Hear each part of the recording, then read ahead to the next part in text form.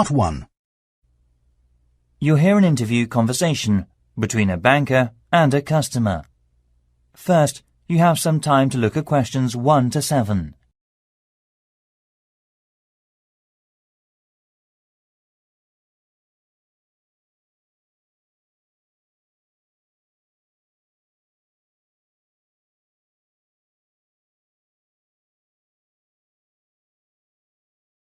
Listen carefully and answer the questions 1 to 7.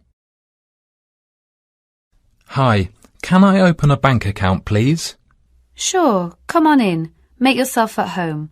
I'll just get some details for you. It won't take long. OK, right. What kind of account do you want? A deposit account. OK, I've got the application form here then. Have a look at this leaflet. We have several types. I've decided on the one called Classic. Good, that's fine. Can I have your full name, please? Yes, it's Jonathan Fox. That's Jonathan. Oh, right. Thank you. And what's your date of birth, please? The 21st of January, 1970. Right. Do you have another bank account in the UK? No, not yet. This is the first one. OK, fine. And what is your address in the UK, sir? 10 Island House, South Quay. That's East London, isn't it? Yes. Near Canary Wharf, right? Yes, that's right. How long have you been at your current address? Just around 1 month, actually. OK, that's fine. Can I ask for a previous address? Sure. It's Flat 3, Canada House, Queen Street. Is that all? Yes. That's Edinburgh, isn't it? Yes. Edinburgh. OK, thank you. Do you have a daytime telephone or mobile phone number? Yes. I think the number of my office, it's 0207 235 6735. Would you like my home phone number too? Yes, please. It's 0204 675 1222. Lovely. Before you hear the rest of the conversation, you have some time to look at the questions 8 to 10.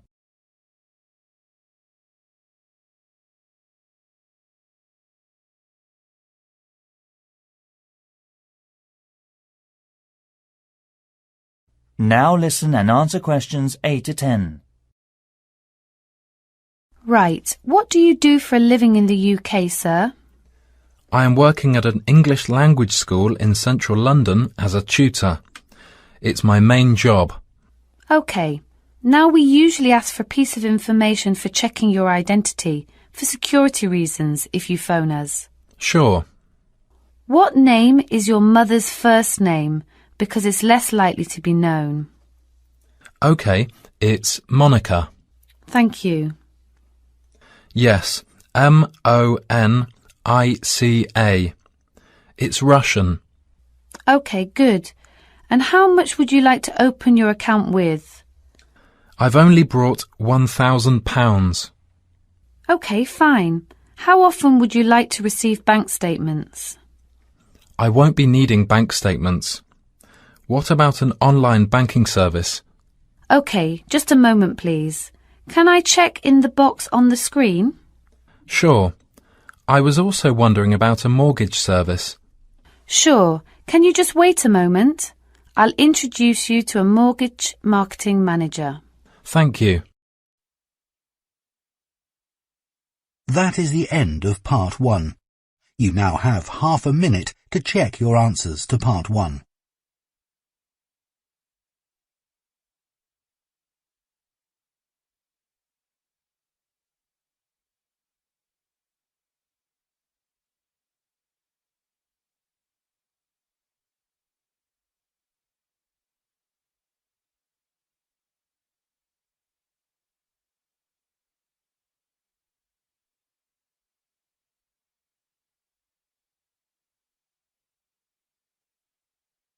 Part 2. You'll hear a tourism program, the Elizabeth House. First, you have some time to look at questions 11 to 14.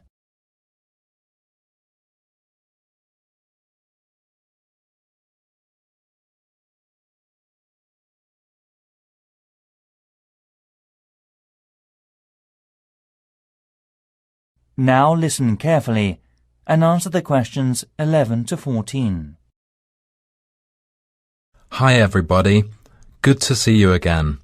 This morning I'll tell you about the Elizabeth House in Canterbury, once home of the famous carpenter Jonathan Owen.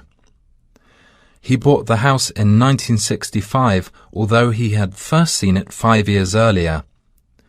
Actually, he was interested in the house as a traditional flat in England, and he paid £5,000 for it without a second thought, because of it having standard and regulation building methods during the Middle Ages in the UK.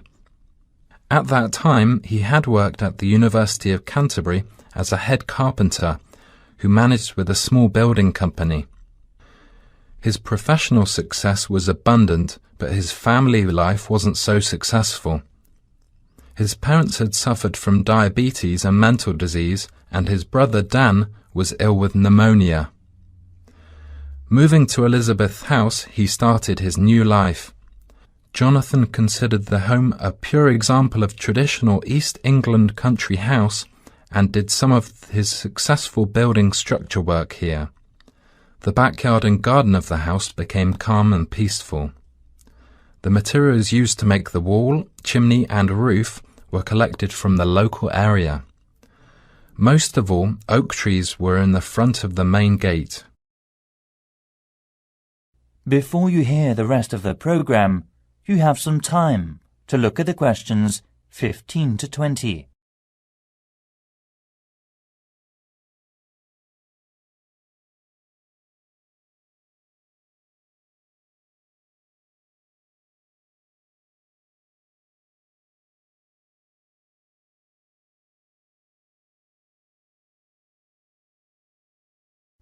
Now listen and answer questions 15 to 20.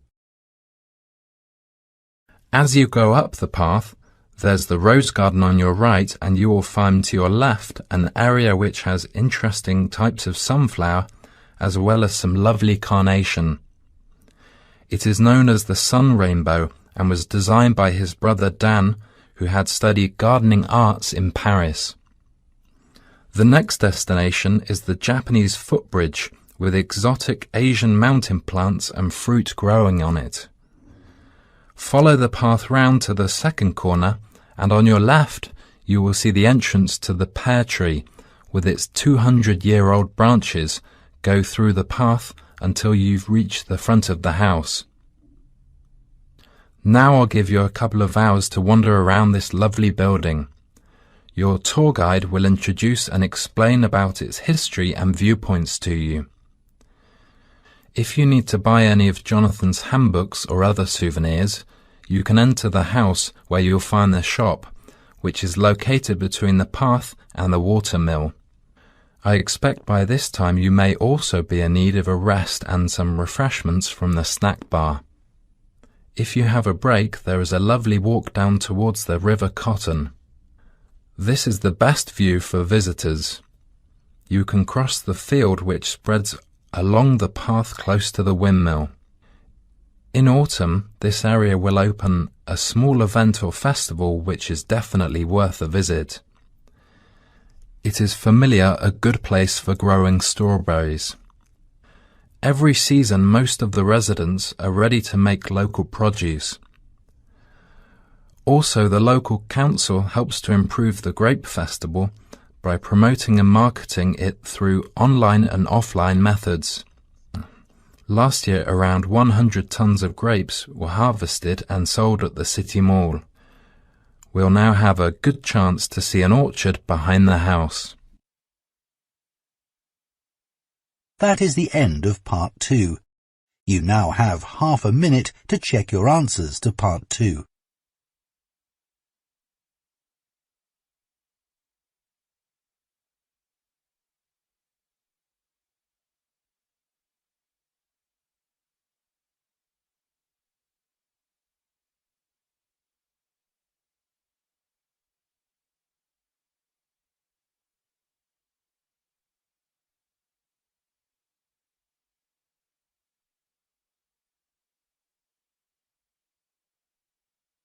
Part 3. You'll hear a conversation between students, Anne and David, about gallery marketing. First, you have some time to look at questions 21 to 24.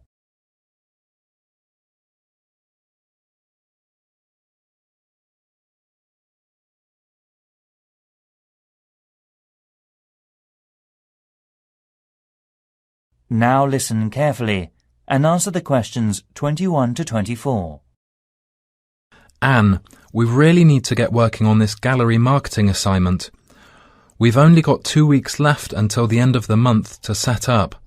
Right, so how about getting started now? We need to work through the instructions. Well, we must search for one area from tourism industries, like the museum or gallery. There are lots of sites online. What are they about? The National Science Museum, the History Museum, the War Museum, the Tate Modern Art Gallery, and so on. You got more? We've got plenty. I've got an idea to find out the best comment. Coming this Friday, we'll get more information at the London Museum because it shows all the visitors' guidebooks of museums or galleries in the UK. It also runs a small workshop about non-profit tourism industries marketing. Great.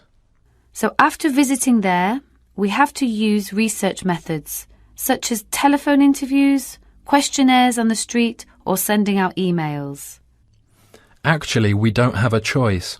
We have to send the email. Right, we don't have to waste time deciding among them. By the way, how do we get the responses? Let's contact the London Museum's Information Centre. Actually, it may be helpful to us to collect data through our head course leader. How many people do we have to interview? Well, we have to split into 3 groups. And it looks like we have to interview 30 people for each group. So 90 altogether then. It depends on the ages too, right? That's right. So are they all the requirements? Yes, looks like it.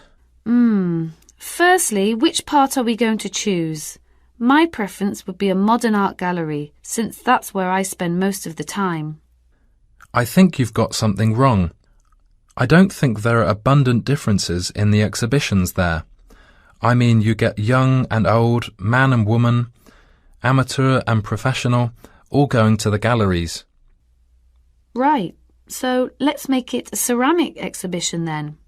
So basically, what 2 groups will we compare and contrast for that? Male and female? Absolutely. Also, most of my respondents like the same ceramics as me. Also, I think different age groups could be changed to highlight differences. Before you hear the rest of the conversation, you have some time to look at the questions 25 to 30.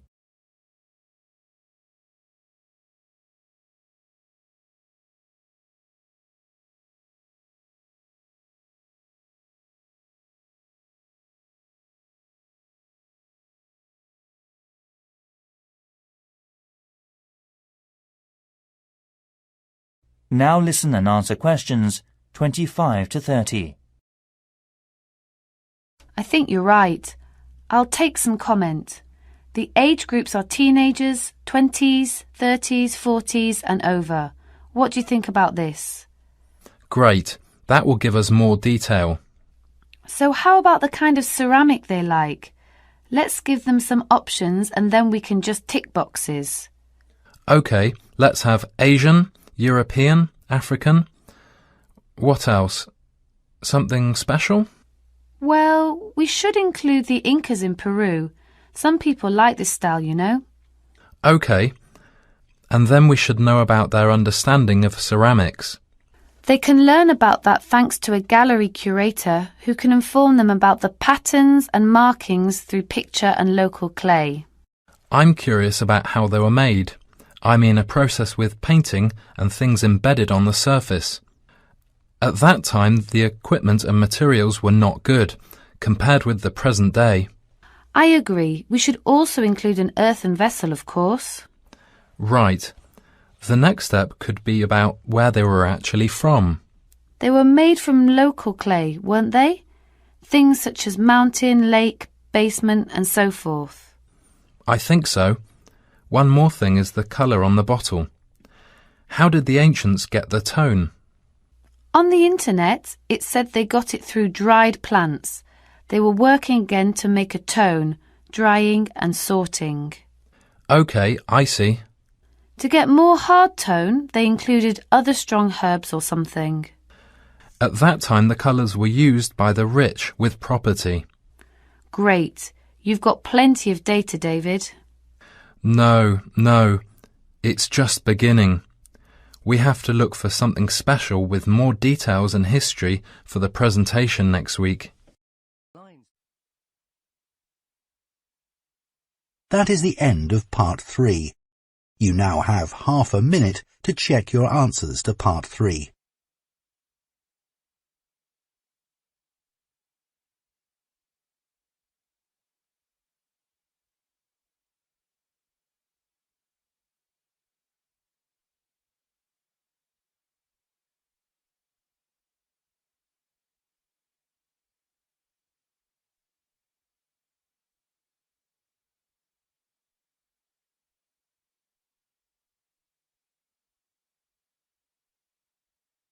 Part 4. You'll hear part of a lecture given by a waste recycle management's professor.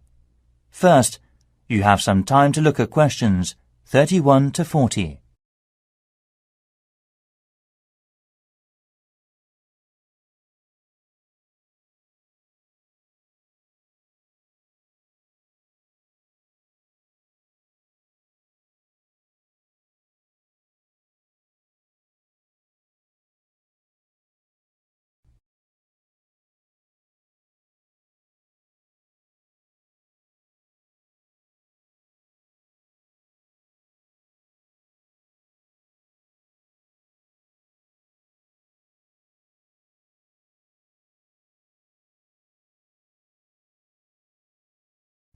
Now listen carefully and answer the questions 31 to 40.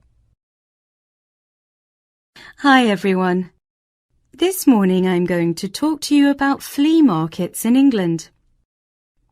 At first we were surprised to learn that only 15% of people here in England make an effort to collect waste. That is lower than other European countries. Also, it might be falling within a couple of years' time unless the government makes a severe regulation for industries and local residences. The UK government's target means that by 2012 we must decrease our waste emissions by 45% compared with 2000. Local councils can offer support to meet that target by taking part in the National Green Campaign and investing in local flea markets. Most of all, these markets reduce waste emissions from landfill sites. A flea market, or swap meet, is a type of bazaar where very cheap or second-hand goods are sold or bartered for. It may be indoors, like in a warehouse or school gymnasium, or it may be outdoors, like in a field or under a tent. The flea market vendors display the goods used on the table for selling, such as a few unwanted household items to operate commerce, including a variety of used living products. Many flea markets in European countries have food vendors who sell snacks and drinks to the visitors, and may be part of a small event such as carnivals or concerts. As part of our research, our team carried out a questionnaire with people in the local area. The results said we need to open more second-hand shops. However, one problem is that there is a lack of information and marketing. To solve the problems, local councils should invest and support in flea markets by doing things like creating parking space, organising security, public promotions using the internet and other resources. We were also surprised to discover how waste such as furniture, computers, kitchen tools, and other such things are reused. and wooden furniture or electronic products are easy to recycle because they can be reused over and over again without becoming weaker. Around 3 million electronic goods are thrown away per year. Also, around 500,000 pieces of furniture are also disposed of. Only 1/5 is collected and fortunately recycled through many local flea markets. In 2009, there were around 3,000 flea markets in England. The number is increasing steadily so far. Surprisingly, by collecting under 15% of old books, lots of paper is imported, so more paper can be recycled in the UK. Europe recycles 50% of its paper, and Germany recycles 80% of its paper. When recycling launched, there were quality problems, so it was so hard to reuse paper in office sheets.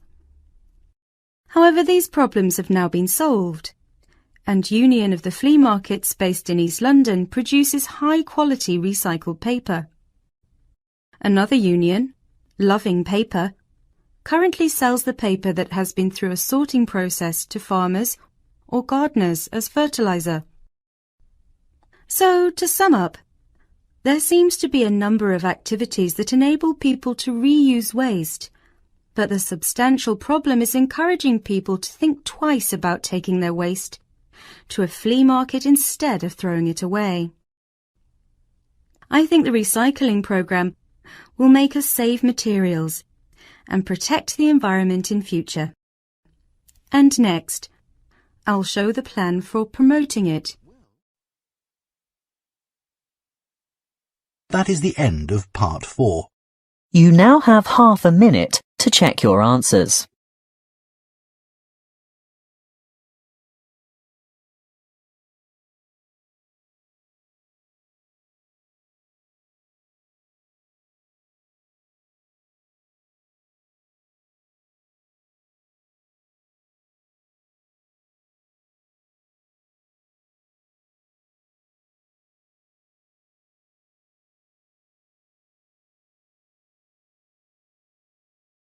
That is the end of the listening test. You now have 10 minutes to transfer your answers to the listening answer sheet.